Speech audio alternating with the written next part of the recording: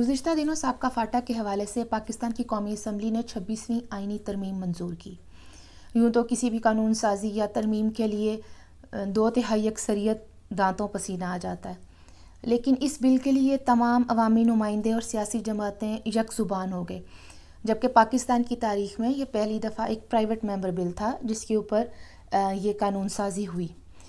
اب شمالی وزیرستان بھی صوبہ خیبر پختونخوا میں ضم ہو گیا ہے، اس کا ایک حصہ ہے۔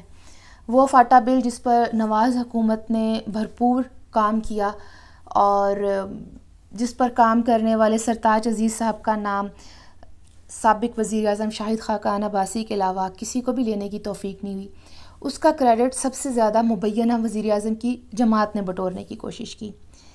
تو اب سوال یہ کرنا ہے کہ کل شمالی وزیرستان میں ایک واقعہ پیش آیا جس کو ہمارا مقامی میڈیا حملہ قرار دے رہا ہے اور بین الاقوامی میڈیا اس کو جھڑپ کے طور پر رپورٹ کر رہا ہے۔ تو اس واقعے کے بعد سے صوبہ خیبر پختونخوا کا وزیر اعلیٰ کہاں غائب ہے؟ ہمارے وفاقی وزیر داخلہ جو کہ امور داخلہ کا عہدہ سنبھالے ہوئے ہیں اور سنا ہے کہ وہ امور داخلہ سنبھالنے کی تنخواہ اور مراعات لیتے ہیں، وہ کہاں غائب ہے؟ خود کو وزیر اعظم کہلانے والا شخص کہاں غائب ہے؟ بات یہ ہے کہ ہمیں یہ بتایا گیا تھا کہ پاکستان کی تاریخ میں پہلی دفعہ اس اسمبلی میں اور خان صاحب کی وفاقی کابینہ میں سب سے زیادہ پشتون نمائندگی ہے۔ وہ ایک الگ بات ہے کہ ہمیں غیر منتخب شدہ نمائندوں کا راج زیادہ دکھائی دیتا ہے۔ اس نام نہاد جمہوریت میں ریاست ماں کا موقف بیان کرنا آئینی طور پر کس کی ذمہ داری ہے؟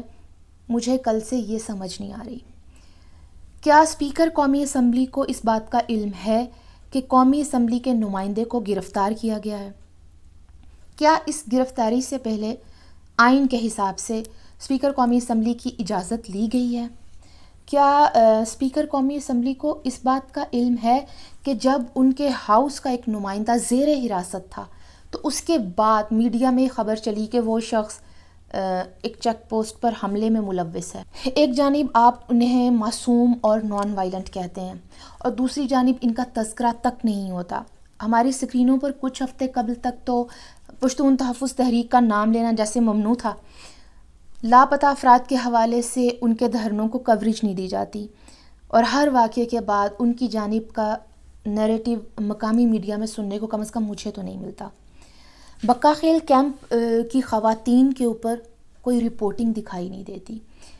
میڈیا پرسنز جو کچھ روز قبل ایک محفل میں جھوم جھوم کر یہ بات دہرا رہے تھے کہ اگر ایسا آزاد میڈیا سن 71 میں ہوتا تو شاید سکوت ڈھاکہ نہ ہوتا۔ رویہ ان کا یہ ہے کہ یک طرفہ موقف پر توجہ مرکوز کرنے کے لیے شاید مجبور ہیں۔ سہمے ہوئے اتنے ہیں کہ اسی نان وائلنٹ پشتون تحفظ تحریک والوں کا ورژن تک ان کے چینلز پر نہیں چلتا، تو پھر ہمیں انٹرنیشنل میڈیا سے رجوع کرنا پڑتا ہے تاکہ فریقین کا موقف جان سکیں، فریقین کا، یک طرفہ نہیں۔ ایک بھرپور سینئر پشتون قیادت اس دفعہ ہمارے ہاں ایوانوں سے باہر ہے۔ کیوں اور کیسے وہ ایک الگ بحث ہے۔ اب انہی علاقوں سے اگر 2 نوجوان بیلٹ باکس کے ذریعے قومی اسمبلی تک پہنچ گئے ہیں اور ہم یہ دیکھتے ہیں کہ سینٹ کی قائمہ کمیٹی کے ساتھ پی ٹی ایم کے کچھ اراکین کی ایک میٹنگ ہو رہی ہے اور ایک روز ہم سب خوش ہوتے ہیں، یہ تصاویر دیکھ کر ہم کہتے ہیں کہ یہ خوش آئند ہے کہ مذاکرات ہوتے رہنے چاہیے، ایک دوسرے کو سننا چاہیے۔ تو اسی ہفتے محبت کے تقاضوں اور جنگ کے بنیادی اصولوں کو بالکل پس پش ڈال کر مارکیٹ میں ایک عمومی بیانیہ پھینک دیا جاتا ہے۔ عوام کے منتخب نمائندوں یا مظلوم کے لیے آواز بننے والوں کو ہی آخر کیوں ہمیشہ غدار کا لیبل دیا جاتا ہے؟ شیخ مجیب الرحمن کو ہم کہہ دیتے ہیں کہ وہ ایک پرانی بات ہو گئی ہے۔ محمود خان اچکزئی صاحب ہوں یا اسفند یار ولی صاحب ہوں یا میر حاصل بزنجو صاحب ہوں یا آسمہ جہانگیر ہوں، میں ان ناموں کو غداروں کے طور پر لیبل ہوتے دیکھتے بوڑھی ہو گئی ہوں۔ اور ابھی یہ کچھ میرا خیال ہے 1.5 سال پہلے کی بات ہے کہ ہمیں یہ بتایا جا رہا تھا کہ پاکستان کو جاتی عمرہ کے شیخ مجیب الرحمان سے خطرہ ہے۔ اگر یہ میڈیا واقعی اتنا آزاد ہوتا تو اس قدر سہمی ہوئی عیاری کے ساتھ کل شام مریم نواز شریف کی 2 ٹویٹس کو لے کر انہیں غدار نہ ڈکلیئر کر رہا ہوتا، اور میڈیا کا یہی حصہ بلاول صاحب کی جانب سے آئے بیانیے پر جس طرح سے تڑپتے ہوئے ایک سیاسی پریشر گروپ کی مانند رد عمل والی نام نہاد صحافت کر رہا تھا، اسے دیکھ کر مجھے ترس آیا ان کی حالت پر۔ ہم 2 منٹ کو اگر ڈان لیکس پر اٹھے طوفان کو بھول جاتے ہیں تو بھی آج کے تناظر میں جو کل واقعہ ہوا ہے مسئلہ وہی ہے۔ حقائق سے نگاہ چرانے یا من پسند نیریٹو کو ہی مسلسل جگہ دیے جانے سے آپریشن بڑھتا ہے۔ ایکو چیمبر سے اناؤں کی تسکین کے دوران بعض اوقات کافی دیر ہو جایا کرتی ہے۔ احساس محرومی، کرب اور ناانصافی میں مبتلا کسی بھی معاشرتی گروہ کی سنوائی نہ ہو یا آوازوں کو جب وینٹ نہیں ملتا تو مزاحمت کی آبیاری ہونے لگتی ہے، اور دوسری جانب کی چیخوں کو مسلسل دبانے سے یا صرف یہ کہہ دینے سے کہ یہ ویسٹڈ ایجنڈا ہے، ریاست کا اکثر نقصان ہو جایا کرتا ہے، اور ایسا ایک نقصان ہمارے پرکھوں نے بنگلہ دیش کی صورت میں سہا ہوا ہے۔ طالبان کے دفاتر کھلوانے والی جو خواہش ہے یہ پرانی سمجھ لیتے ہیں۔ یہی وزیر اعظم اور ان کے چیلے چانٹے 2014 میں تشدد اور بدماشی کی راہ اپنائے ہوئے تھے۔ ریاستی علامت بنی عمارات پر حملہ کیا، انہوں نے دارالحکومت پر چڑھائی کی، ہم شہریوں کی زندگیاں اجیرن کر دیں، پولیس جوانوں کے سر پھاڑے، اور پھر ابھی کچھ عرصہ قبل فیض آباد میں بیٹھے اس ٹولے سے مذاکرات کے لیے دہائیاں دے رہے تھے، بلکہ اس پریشر گروپ کو تھپکیاں بخشیں ان لوگوں نے جس کے خلاف اور جس کے سہولت کاروں کے حوالے سے سپریم کورٹ کا فیصلہ خود ایک گواہی ہے۔ تو اس جماعت کے سوشل میڈیا زومبیز چند ٹکوں کی خاطر غداری سرٹیفکیٹس کے حوالے سے ٹرینڈز کیسے بنا رہے ہیں؟ کیا آپ اس طرح سے کسی مظلوم کی داد رسی کریں گے؟ کیا پرامن معاشرتی گروہوں کے رشتے زخموں پر دوا اس طرح لگائی جاتی ہے؟ جڑواں شہروں کو جب یرغمال بنایا گیا فیض آباد کے حوالے سے تو اشتعال انگیزی، مذہبی منافرت اور جھوٹے پروپیگنڈا سے دوسروں کی زندگیوں کو خطرے میں ڈالنے اور جان لینے پر اکسانے والے جتھے سے مذاکرات کی منتیں کرنے والے گدی نشینوں کو میں نے نہیں دیکھا کہ وہ کل کے واقعے پر کسی طرح سے مذاکرات یا کوئی بھی امن کی بات کے ساتھ سامنے آئیں۔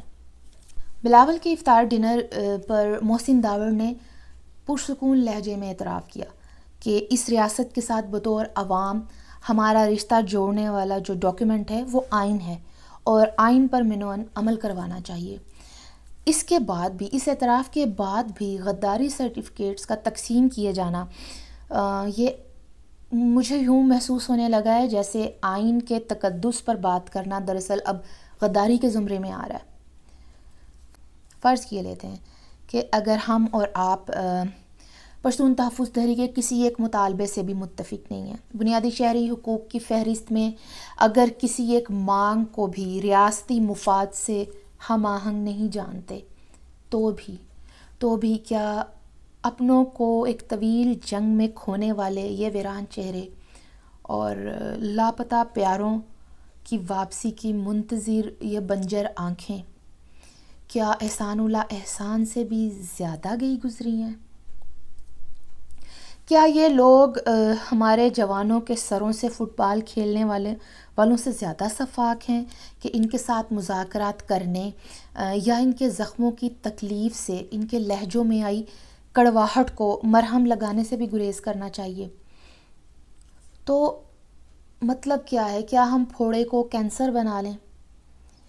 سیاستدان اور سیاسی جماعتیں اگر آج عام شہریوں کے بے گناہ خون اور ان کے زخموں پر بولے ہیں اور 71 کے دیے دکھ کی یاد تازہ ہوتے دیکھ کر یا وجوہات یاد کر کے ان کے دل دہل گئے ہیں اور مستقبل کے بنتے حالات پر پریشانی کا اظہار کر دیا ہے کہ دہشت گردی کے خلاف اس کٹھن جنگ میں پیاروں کو دفنانے والا عام شہری اور اسی امن کی کوشش میں جانیں گنوانے والا فوجی جوان آمنے سامنے کیوں آ گئے ہیں؟